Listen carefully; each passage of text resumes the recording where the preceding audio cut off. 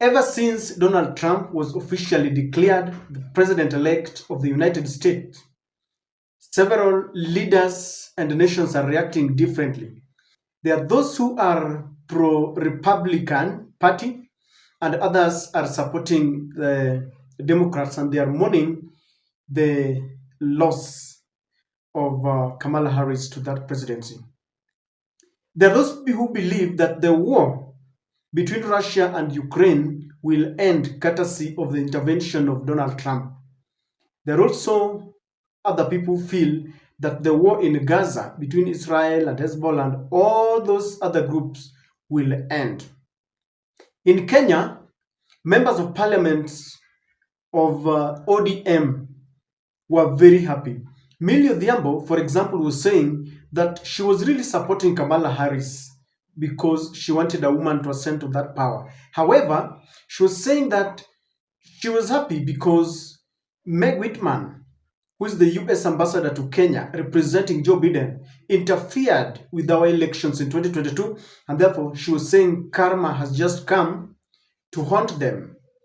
While Opondo Kaluma, who is also a member of ODM, has been supporting Trump. If you look at his Twitter handle, he's been supporting Trump, and he is saying that the main reason why he was supporting Trump was because Trump has got a stand against LGBTQ.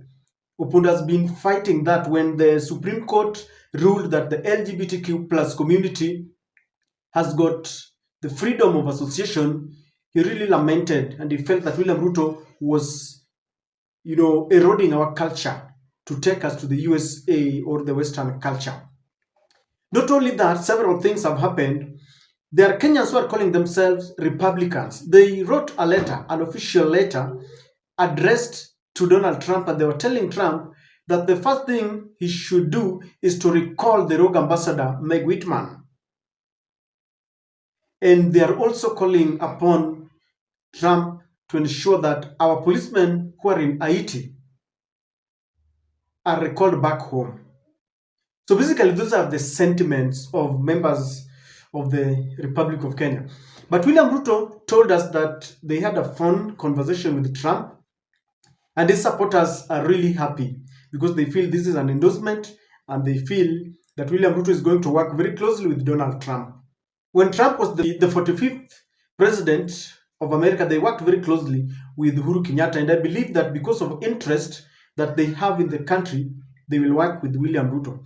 But there's something happening, ladies and gentlemen. I want us to go straight to this publication. This site is saying that this is breaking news.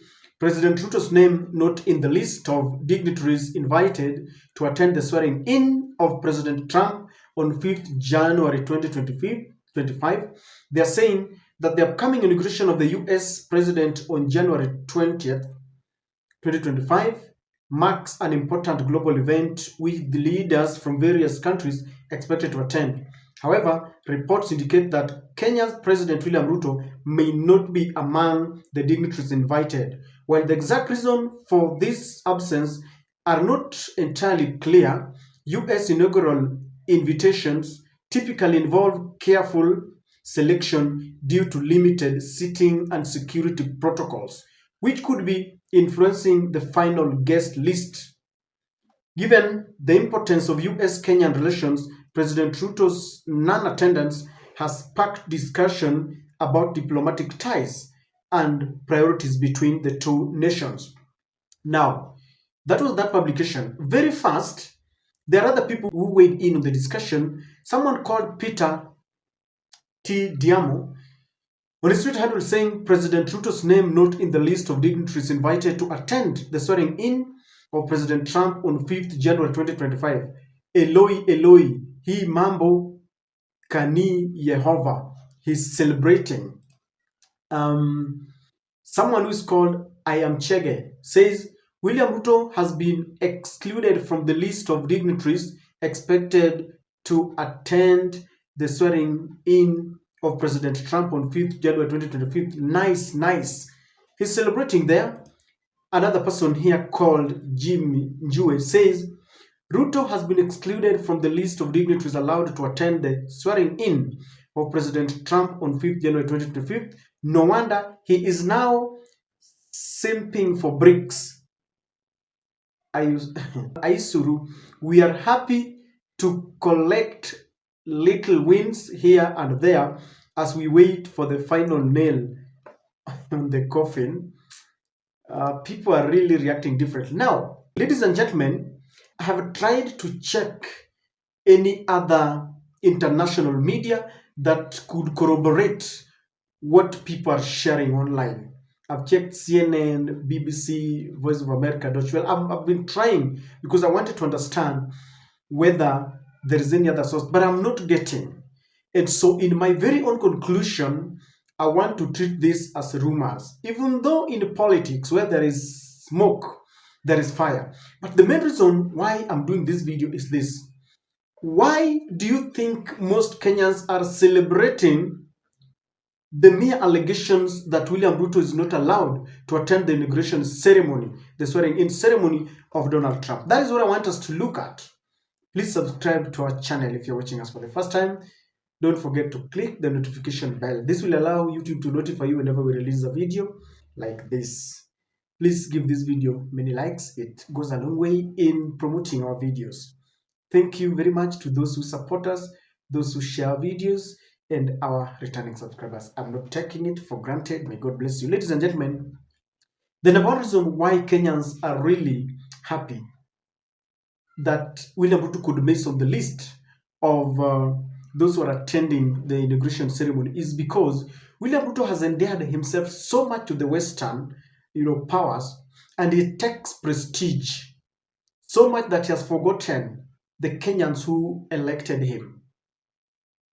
We have spoken on this channel over and over again about the GMO, his closeness with Bill Gates, his closeness with his working for the Bretton Woods institutions when he abandoned all the subsidies and introduced high and heavy taxes.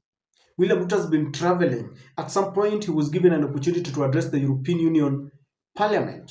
He was invited also by Joe Biden, and he attended in that official invitation. He led a delegation to the US. I remember Joe Biden also, and gave him an opportunity to test that seat in White House. So he will be so happy if he's there, and he will be bragging that he has been accepted. He wants to present himself as a person who was overwhelmingly voted by Kenyans. He wants to be accepted in Africa. He wants to be accepted in the whole world. He's the one who is leading climate change and all these things. So Kenyans would want this, Donald Trump to put this break so that William Ruto can realize that he is a Kenyan and he needs to work for us, not working for the international community. Number two, people feel that if William Ruto will be allowed to attend that swearing-in ceremony and they get close ties between himself and Donald Trump, then there is a possibility that they can retain Meg Whitman. And Meg Whitman has been the face of, people now say that she's been silent when there are atrocities that are committed in the country, including abductions. When Gen Zs went to the streets, they were abducted, tortured, and killed, and Meg Whitman and diplomats were very quiet. And people wonder, why is it that when Meg Whitman is needed to speak, she's quiet, but things with the election and all that, she interferes, and they don't want her. They also feel that she interfered with our elections in 2022, and if she's going to be retained, then this is painting a very dark picture for us in 2027, because already Meg Whitman is demanding that we reconstitute the IEBC and get commissioners working. It means, or people feel that she's already preparing. They will be suggesting who should be there, the chairman, so that they tell the chairman what to do. People also feel that if William Ruto will get close ties with Donald Trump, then our policemen who are illegally in Haiti would be retained. Already there are plans, according to William Ruto, that they spoke with Anthony Blinken, who is the state secretary of state, and they were considering including them now in the UN mission. So these are just but a few things why people don't want these close ties.